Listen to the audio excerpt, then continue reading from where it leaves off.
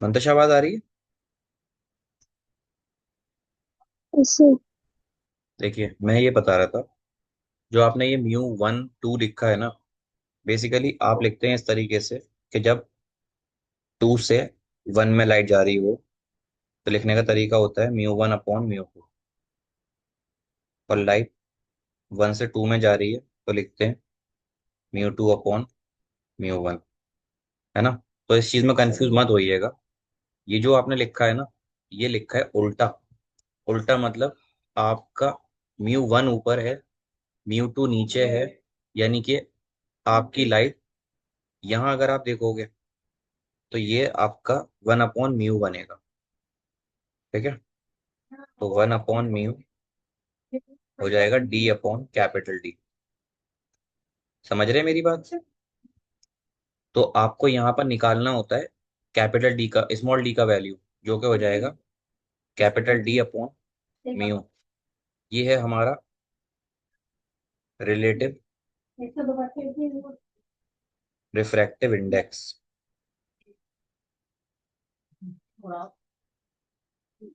किस किस के बीच का है ये? इसको अगर सिर्फ म्यू की बात करूंगा तो म्यू कैसे लिखोगे आप? इस म्यू की वैल्यू है म्यू 2 अपॉन म्यू 1। समझ रहे हैं मेरी बात?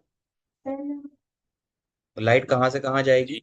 Light is moving from air to water, या कह लीजिए कोई भी लिक्विड। ठीक है? 1 अपॉन में लिखने का मतलब क्या है? आपने इसको रेसिप्रोकल की फॉर्म में लिखा है। तो ये फॉर्मूला है आपका मेनली अपरेंट डेप्थ का। क्लियर है? जी सर। दिख रहा है डायग्राम? यस। दिख रहा है? भी डायग्राम दिख रहा है मंतुषा? Yes sir. अब एक न्यूमेरिकल कर लेते हैं इस पर भी। Numerical on apparent depth. ये बताइए, ये फिनोमेना आपने ऑब्जर्व किया है या नहीं किया? नॉर्मली स्विमिंग पूल में अक्सर ऐसा होता ही है। या स्विमिंग पूल में तो खैर सब नहीं उतरते। घर में बकेट जो होता है, बकेट, उसमें आप एक कॉइन डाल दीजिएगा और फिर आप उस कॉइन को उठाकर देखिएगा। तो आपको ऐसा लगेगा कॉइन ऊपर है, लेकिन एग्जैक्टली वो कॉइन थोड़ा नीचे होता है। तो इसी फिनोमेना को हम यहाँ से निकालते हैं। और ये फिनोमेना आपके रे ऑप्टिक के फिनोमेनाज होते हैं। तो आप फॉर्मूला क्वेश्चन लिखिएगा। A pond of depth, a pond of depth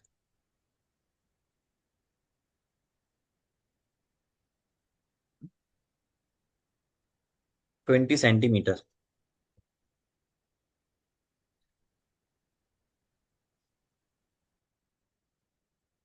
a pond of depth 20 centimetre is filled with water. एक तालाब है जो पानी से भरा हुआ है, इज फिल्ड विद वाटर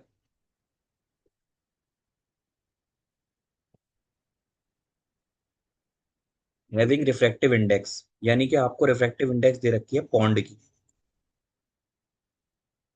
और वो है 4/3।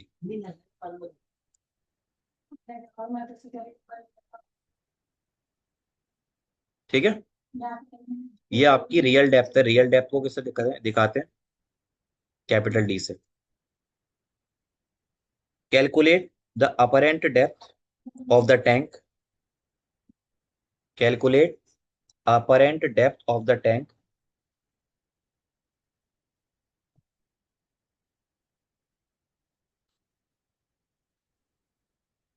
When viewed normally.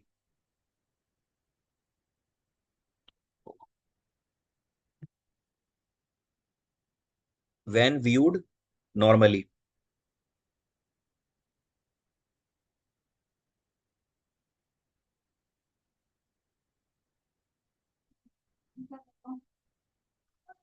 पूछना कौन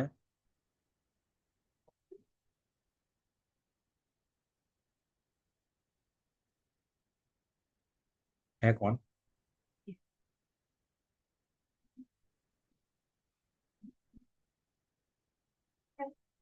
भाई सवाल लिख लिया आप लोगों ने? यस। देखो, यहां पर आपको म्यू निकालना है। म्यू। म्यू को कैसे लिखेंगे आप? मेनली लाइट अगर डालोगे, ये पॉन्ड है, पॉन्ड के बाहर एयर होगी, ठीक है। लिखोगे कैसे?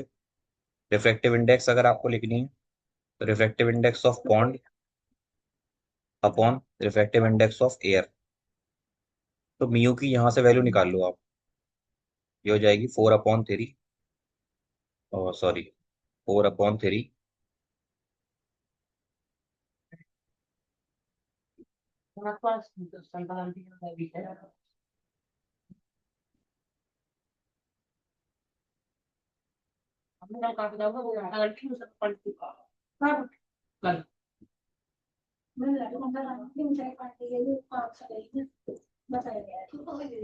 तो आपकी म्यू की वैल्यू कितनी आ जाएगी यहाँ से? ओवरऑल 4/3। फॉर्मूला अगर आपको याद हो, डी इज इक्वल टू, मैंने लिखाया डी अपॉन म्यू। डी की वैल्यू कितनी है? 20। म्यू की वैल्यू है 4/3। ठीक है। 3 ऊपर ले जाओ, 20 × 3 अपॉन 4, 5 या 15 सेंटीमीटर। तो तालाब की गहराई 20 सेंटीमीटर थी, लेकिन जो कॉइन है या कोई भी आपका स्टोन है, कॉइन बोला ना सवाल में, डेप्थ जो मतलब डेप्थ की बात की है, कॉइन की नहीं, सिर्फ उसका जो डेप्थ है या बॉटम है, वो आपको जो अपीयर होगा 15 सेंटीमीटर पर अपीयर होगा। यानी अगर आप देखोगे ना, तो ऐसे करके पूरा वो है 20 सेंटीमीटर पर। लेकिन आपको लगेगा जब आप उतरोगे ना, उतरने से पहले पहले आपको लगेगा कि ये जो बॉटम यहाँ पर है, वो यहाँ ना होकर यहाँ है, 15 सेंटीमीटर पर है। समझ में आ रहा है कॉन्सेप्ट? जी सर। ये तरीका थोड़ा सही है कि आप टॉपिक पढ़ें, न्यूमेरिकल कर लें उस पर। Yes sir. आ रहा है बेटा, समझ में आ रहा है दोनों लोगों के?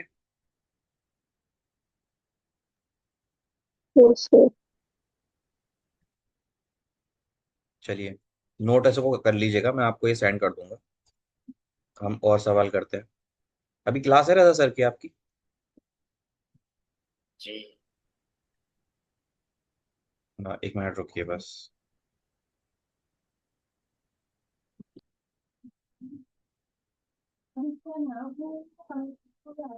नेक्स्ट हेडिंग डालिएगा आप लोग, स्फेरिकल रिफ्रैक्टिंग सरफेसेस।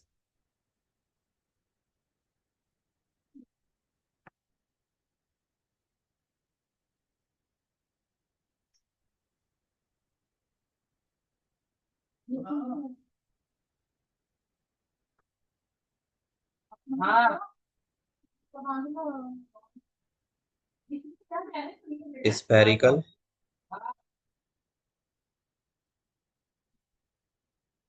रिफ्रैक्टिंग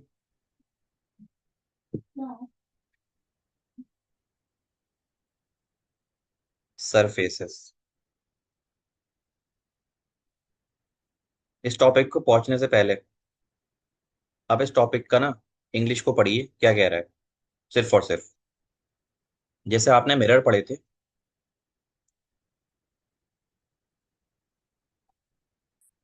तो मिरर मैंने आपको पढ़ाए थे दो तरीके के। एक तो आपका प्लेन मिरर था, फिर दूसरा आपका था स्फेरिकल मिरर। तो स्फेरिकल में आपने दो तरह के मिरर पढ़े थे, एक कॉनकेव और दूसरा कॉन्वेक्स। ठीक है। रेहान, एक सवाल पूछूंगा मैं आपसे, कॉनकेव कन्वर्जिंग होता है या डाइवर्जिंग होता है, मुझे ये बताइए। कन्वर्जिंग। कॉनकेव कन्वर्जिंग होता है, वेरी गुड। क्यों भाई मंतशा, कन्वर्जिंग होता है डाइवर्जिंग होता है? कन्वर्जिंग। कन्वर्जिंग ही होता है।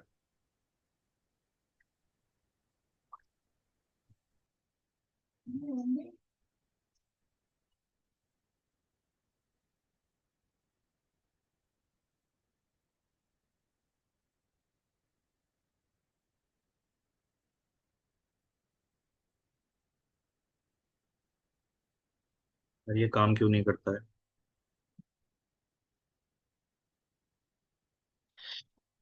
वो दोनों का दिन बता रहा है।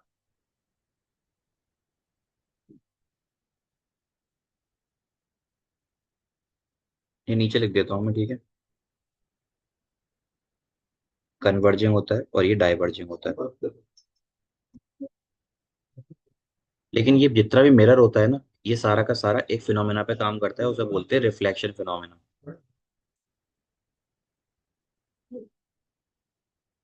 अब अगर हम बात करें, किसी चीज के ऊपर आप लाइट डालो, लाइट उसमें से पार हो जाए, तो उसको हम क्या बोलते हैं? उस फिनोमेना को हम बोलते हैं रिफ्रैक्शन फिनोमेना। यही तो पढ़ा था आप लोगों ने। when the light is falling on the surface and the light is passing from one medium to another medium, so what will happen? This phenomena is called diffraction phenomena. तो refraction phenomena जो होता है जिन जिन surfaces से, उसको mirror ना बोलकर हम बोलते हैं लेंस।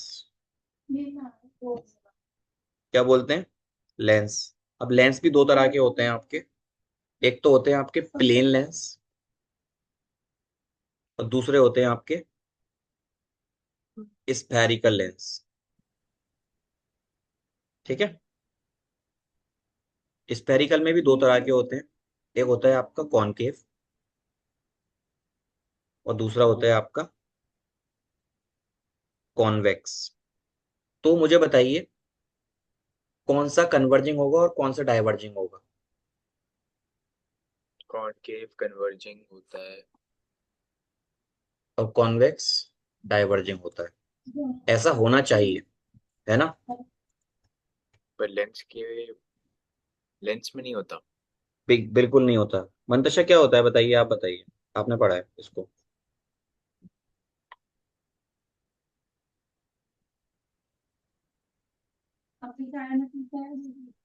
सदा नहीं। ध्यान नहीं है, वेरी गुड।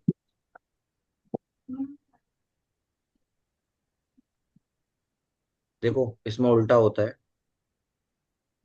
कॉनकेव के लिए कन्वर्जिंग था, लेकिन यहाँ कॉनकेव के लिए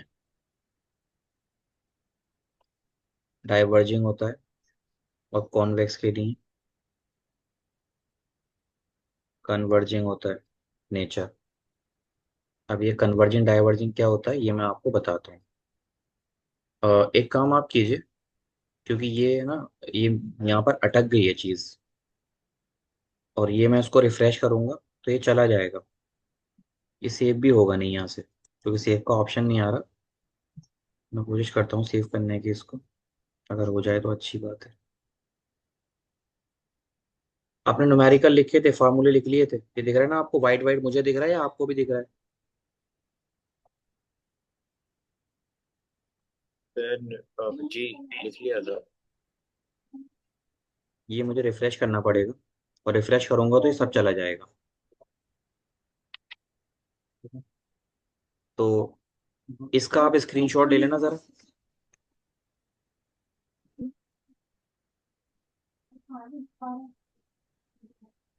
इसका स्क्रीनशॉट ले लीजिए दोनों लोग, क्योंकि यही बच पाएगा। अभी मैं रिफ्रेश करूंगा तो उड़ जाएगा ये सब।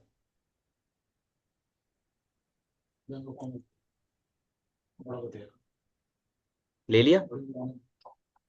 जी ठीक है। इसका और ले लीजिएगा।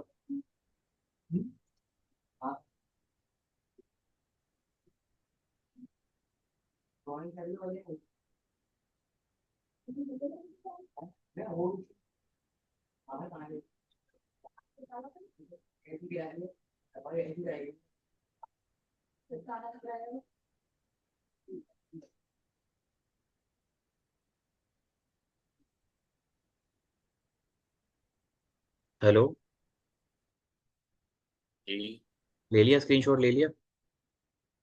ये देखता हूँ बचा नहीं बचा हो।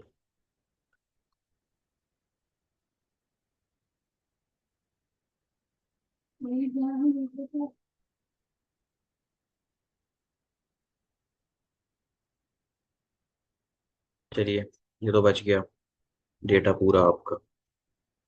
नहीं, उड़ गया इतना, लास्ट वाला ये। तो मैं 1 मिनट लगेगी इसको दोबारा बना। समझ में आया ना जो मैंने बताया अभी आपको, आप लोगों को? यस। देखो, मैं जो बता रहा था दोबारा बता देता हूँ। मेनली अब जो हमारा अगला टॉपिक होगा वो लेंस होगा। और लेंस वैसे हमने पढ़ना शुरू कर दिया था जब हमने रिफ्रैक्शन पढ़ा था। तो लेंस दो तरह के हैं, आपके प्लेन और दूसरे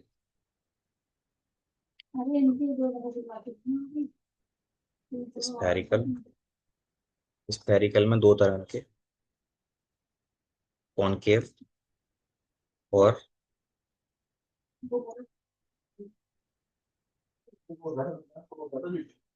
कॉन्वेक्स। कॉनकेव की अगर मैं बात करूं तो ये मेरा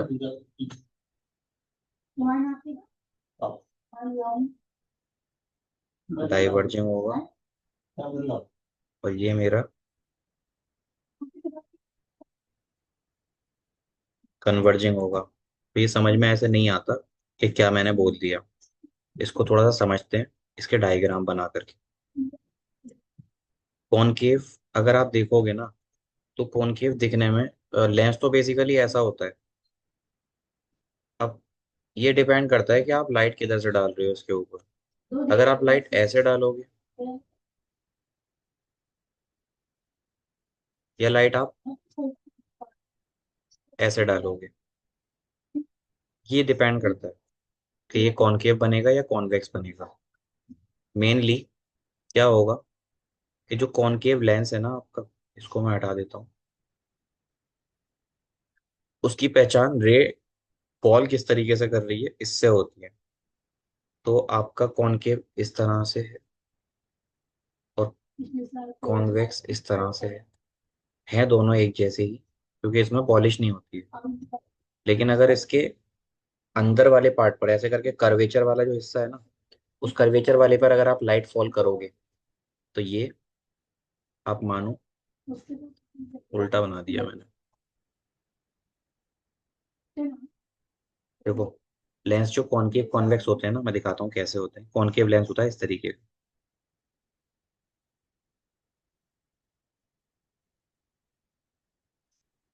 और कॉन्वेक्स लेंस होता है आपका इस तरीके का।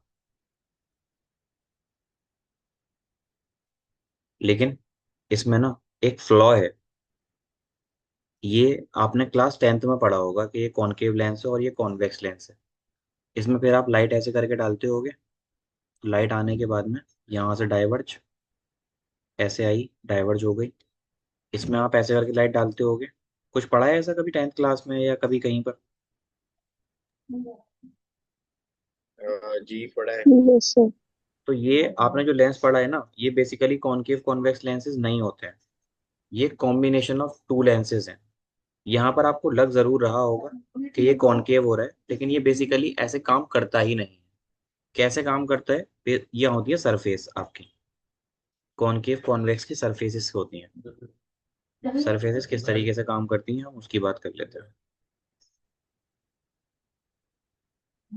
देखिए, ये जो कॉनकेव लिख रखा है ना आपने, तो कॉनकेव के लिए हम लिखेंगे एक इस तरह की सरफेस होती है ये, और कॉन्वेक्स के लिए सरफेस होती है इस तरह की। यहाँ पर आप लाइट डालिए, ऐसे करके लाइट आ रही है। लाइट आएगी और टकराकर ऐसे निकल जाएगी। लाइट आएगी, टकराकर ऐसे निकल जाएगी। तो आपको दिख रहा है ना कि लाइट ऐसे करके आ रही है और वो दो हिस्सों में ऐसे करके डाइवर्ज हो रही है। तो जो नेचर है ना कॉनकेव का, वो डाइवर्जिंग होता है। सिमिलरली कन्वर्जिंग सरफेस जो होती है, लाइट आएगी ऐसे और वो लाइट इधर की तरफ आ जाएगी। लाइट आएगी ऐसे और वो लाइट इधर की तरफ आ जाएगी। तो ये यहाँ पर लाइटें क्या कर रही हैं? कन्वर्ज कर रही हैं। तो बेसिकली लेंस जैसी कोई चीज नहीं होती, आपकी सरफेस होती है। अगर इधर से आप लाइट भेज रहे हो, इस सरफेस के जो बल्जिंग पोर्शन है ना वो बाहर है, आप अंदर की तरफ सरफेस पे लाइट भेज रहे हो, तो लाइट टकरा के बाहर निकलेगी निकलेगी, क्योंकि लेंस की बात कर रहे हैं। और लेंस में रिफ्रैक्शन फिनोमेना होता है। तो ये लाइट आई, अब ये रिफ्रैक्शन फिनोमेना भी ना मैं आपको समझाता हूँ कैसे हो रहा है। देखो, लाइट इस पॉइंट पर गिरेगी आकर, तो ये जो पॉइंट है ना, इस पे नॉर्मल होगा एक। ऐसे करके ये नॉर्मल होता है हमारा। ऐसे ही इस पॉइंट पर भी एक नॉर्मल होगा। ये थोड़ा सा मैंने ज्यादा इसको वो कर दिया है, ये थोड़ा ऐसे नहीं करके ये ऐसे करके होगा। देखो अगर ये सरफेस सीधी होती तो लाइट सीधे निकल जाती, लेकिन इधर से इधर जा रही है तो आपका एक नॉर्मल इस तरीके का होगा। ठीक है, तो लाइट नॉर्मल के अलोंग अपने पाथ को भटक रही है। ऐसे ही आप यहाँ बना के देखो एक नॉर्मल, ये नॉर्मल, ये नॉर्मल। तो यहाँ पर हो रहा है रिफ्रैक्शन फिनोमेना, जैसे स्ट्रेट पाथ पर होता था ना, ये नॉर्मल था। आप लाइट डालो तो या तो वो इधर की तरफ बैंड करती थी या वो इधर की तरफ बैंड करती थी। अब यहाँ पर इतना फर्क नहीं पड़ेगा किधर बैंड करेगी, बस अभी अभी के लिए मान लो कि डिफ्लेक्शन हो रहा है। Is there any kind of noise coming from my laptop? No, sir. तो ये सरफेस समझ में आई आप लोगों के? G. Yes sir. ठीक है,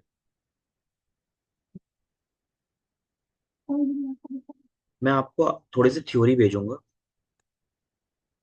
इसी चीज की,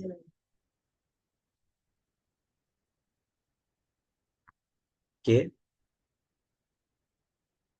कॉनकेव कह लो, कॉनकेव लेंस कह लो, या फिर कह लो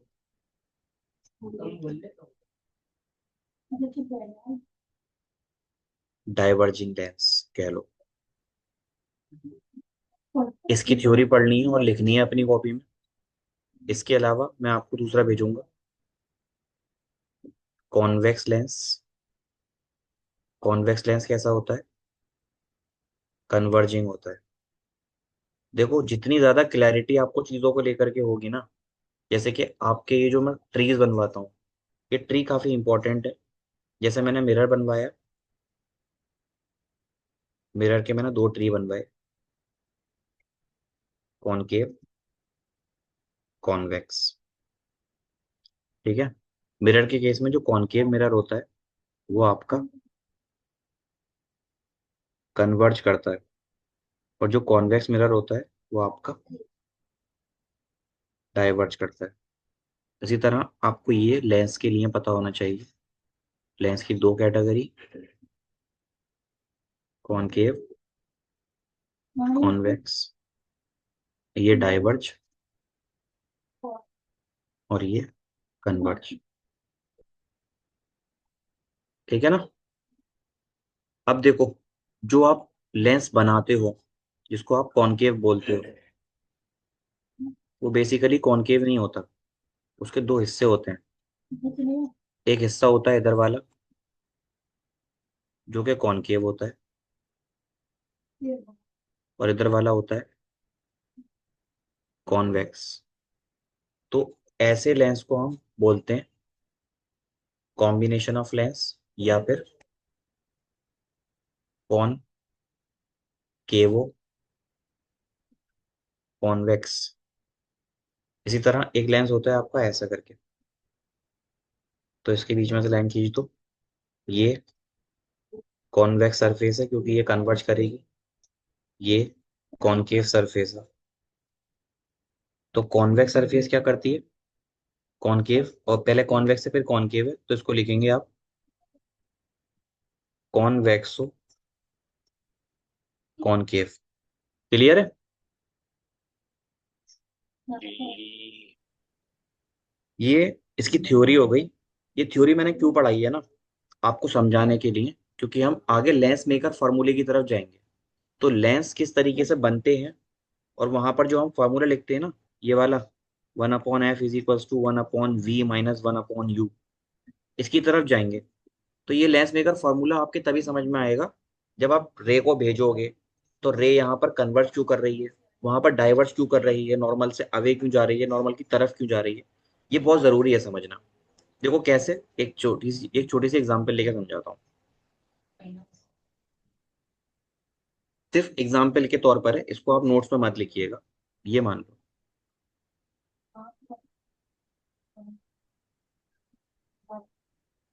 ये मेरे पास लेंस है, और लेंस बना होता है किसी ना किसी ग्लास का। तो इसके दो पार्ट हैं, एक इधर वाला पार्ट है और एक इधर वाला पार्ट है। इस वाले पार्ट को हम बोलते हैं कौन, ये वेग से कौन केव है, ये कौन केव वाला पार्ट है, और ये आपका कौन वैक्स वाला पार्ट है। तो अगर इस लेंस में आप लाइट को भेजोगे, यहां से मैंने लाइट भेजी मान लीजिए, तो एयर से ग्लास में जा रही है।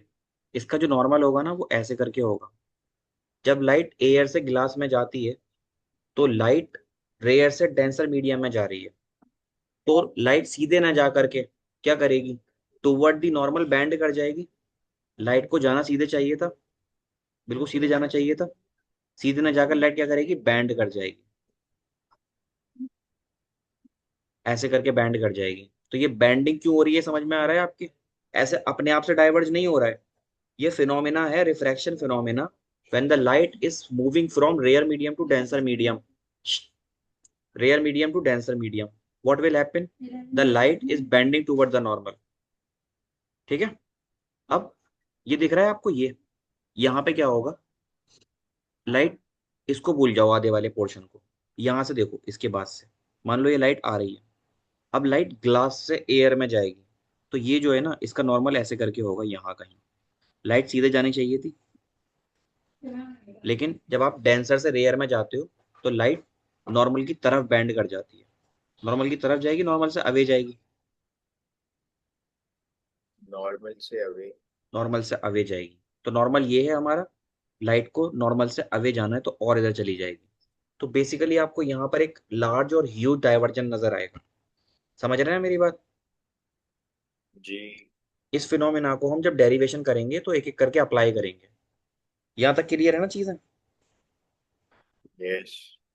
कुछ पूछना है इनमें से अभी आपको, जो हमने थ्योरी पढ़ी है या रियल और अपरेंट डेप्थ की बात की है, या हमने अभी जो न्यूमेरिकल किया है अपना उस पर, लिटरल नहीं डिस्प्लेसमेंट सर। पर? जी, दोनों लोगों में से नो किसी को सर। कुछ पूछना है?